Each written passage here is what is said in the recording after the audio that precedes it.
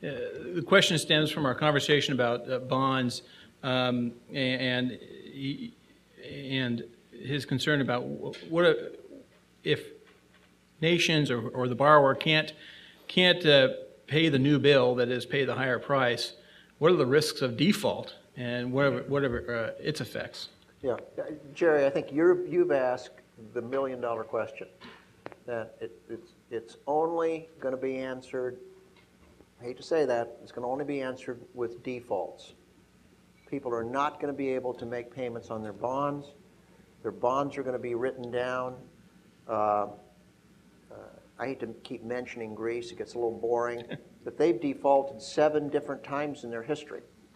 I think there's not a practical person in the world that can say that if you buy a Greece bond, you're going to wind up with less than 100 cents on the dollar.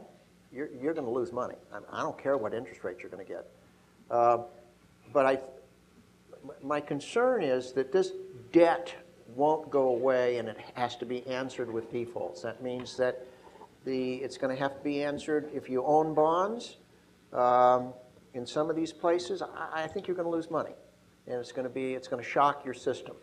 You're going to actually have probably even certain municipalities, forget Greece, certain municipalities that are right on the brink of filing Chapter 9s, which is the municipality's way of going into bankruptcy.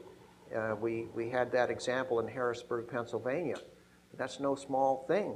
And the state finally bailed them out. But sooner or later, they're going to find a way. And I just think it's a scary proposition right now to have a lot of that debt, even if somebody's enticing you with 8 or 9 or 10 or 11%. I think you could get hurt on some of that stuff. I'd rather not be around. I think it's going to get written down. That's my opinion. When? I don't know, but I don't think I'm going to be holding it when it does.